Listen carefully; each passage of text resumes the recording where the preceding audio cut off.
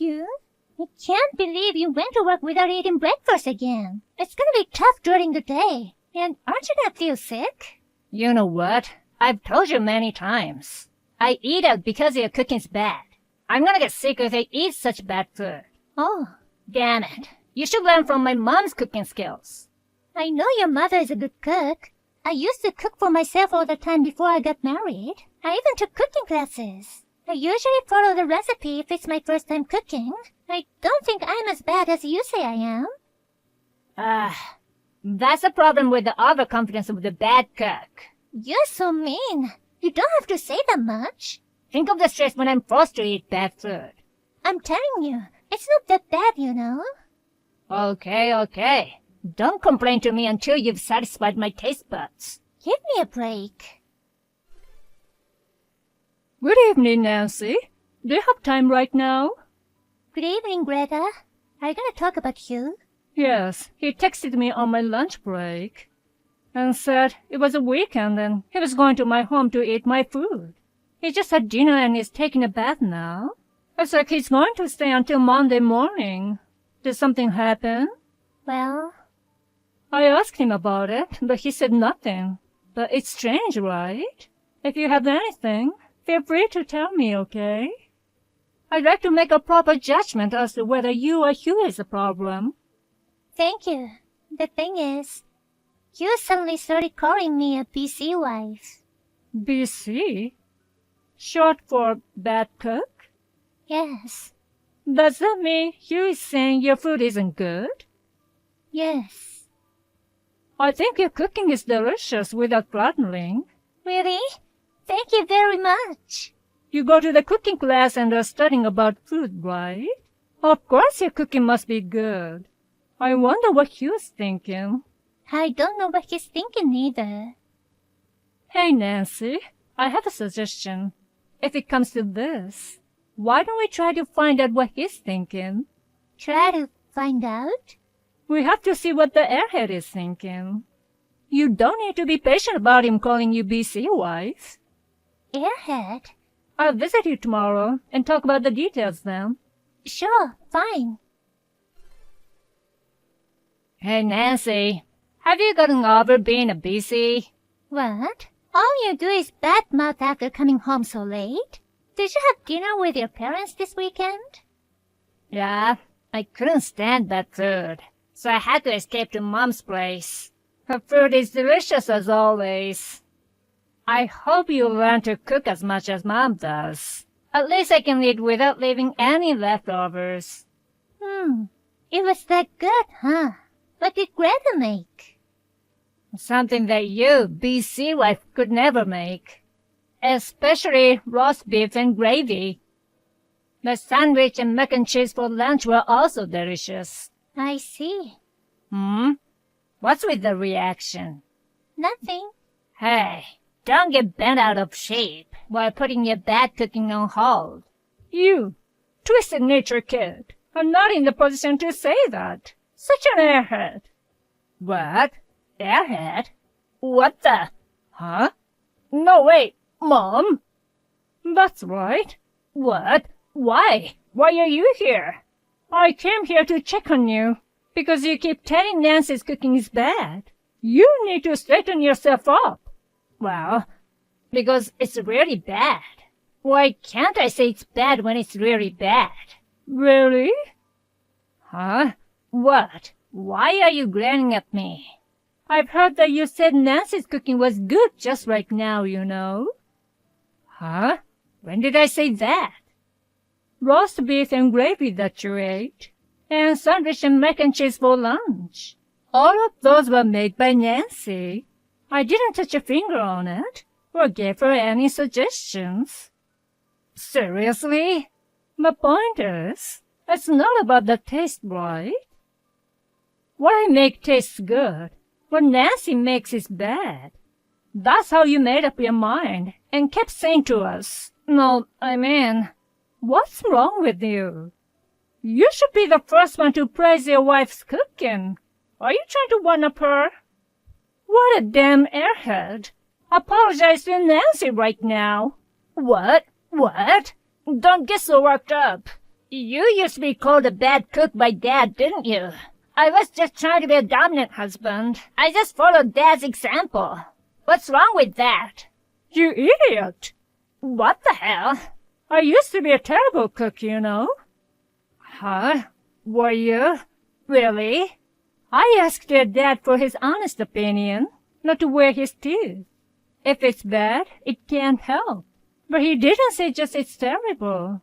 He clearly told me what I needed to improve, and was patient with my lousy food. I am where I am today because of him. Your father didn't pretend to be a dominant husband. Seriously? I guess I'm responsible for you seeing it that way. But you're an adult now. You know what you shouldn't do, right?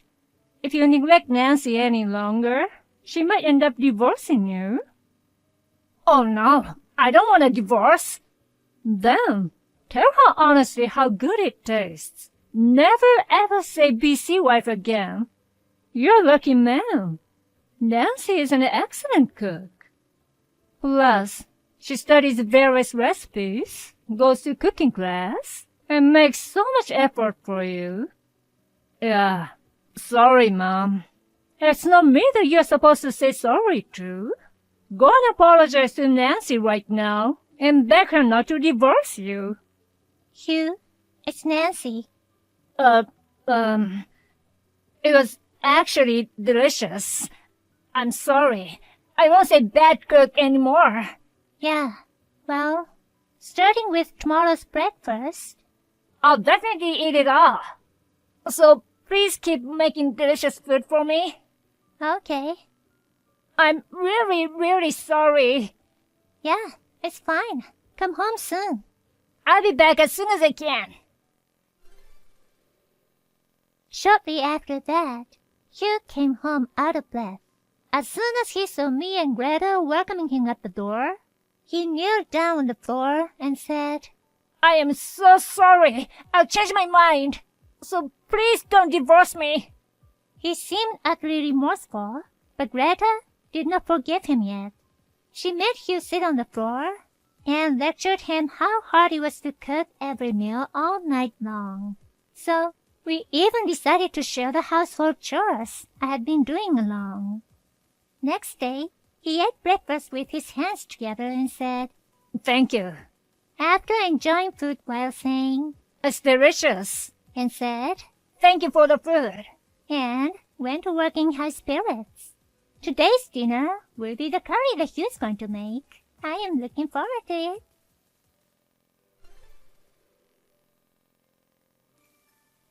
Toby, thank you for your hard work. Just to double check, your business trip will start today, right? That's right. As I told you this morning, I'll be gone for 3 days and 2 nights starting today.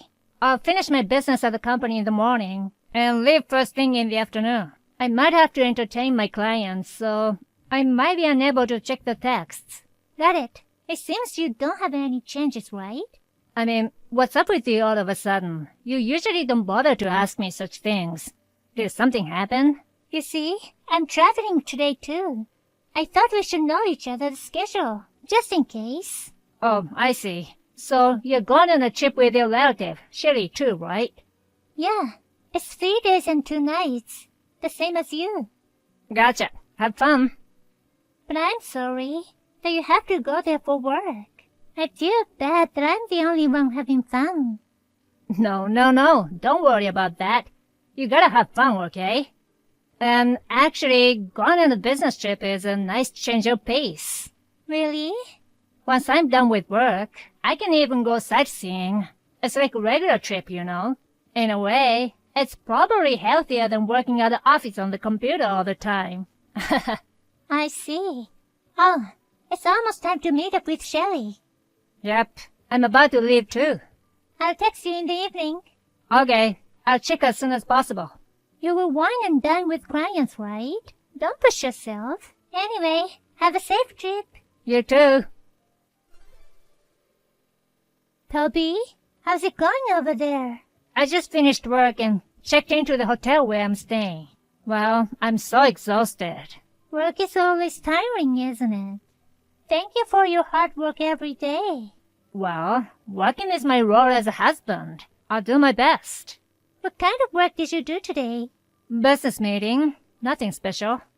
I can't tell you the details because it's a business matter, but I had to finalize the next contract renewal with the client. I see. That's a lot of work. Going all the way out to renew a contract.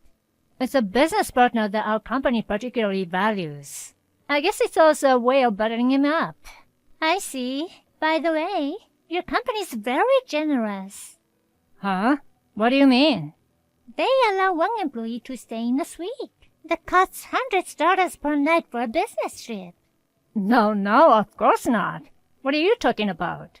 Well, if it's a hotel in a city or a tourist spot, it's natural that it's a little more expensive, but it's still about $100. No way they can afford a suite. This business trip is not in the city or a tourist area. Well, it's a reasonable price. Being just a regular employee is so tough. What? Really? I didn't know that. So, LA is neither a city nor a tourist area? Huh? Actually, I just checked into the hotel you're traveling to a few minutes ago. Huh? What? But you said that you're traveling with Shelley. Yeah, I'm traveling with Shelley, sightseeing LA with her. No, wait. You said that you're looking forward to the beach. You're supposed to go to a beach resort, right? Oh, that. We are going to stop by the beach on the way home. I meant the beach near LA. Seriously? So, I hope you're figuring out what's going on here, right? Huh? What? What do you mean? I'm not sure if you really don't know or are just playing dumb, but... Rachel Rudo. What? She's your business trip partner, right? But I wonder why would a man and a woman be staying in the same room? Besides, it's a hotel suite that costs several $100s per night. I wonder if it's terrible for the company to do that. Does your boss know about it? Okay, I got it. So maybe you saw me and Rachel were checking in, huh? The thing is, there was a mistake on the hotel's part. That's why we got a suite. They should be able to get us another room later. I still haven't heard from the front desk yet. Perhaps they're busy or something. Well, even if you call the front desk right now, it's not gonna work. Your lie is already exposed. I'm telling you, it's true. It's really true. You're accusing me because of some kind of hotel mismanagement, but this is not what you think, you know. It's not the hotel's fault.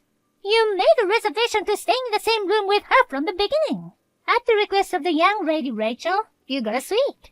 How can you be so sure without evidence? If you don't stop, I'll get angry. I have proof. What? What are you talking about? You know what? I wonder how come you haven't noticed yet. Noticed what? When we were college students, this is a hotel where we stayed with the club members, remember? Yeah, I remember.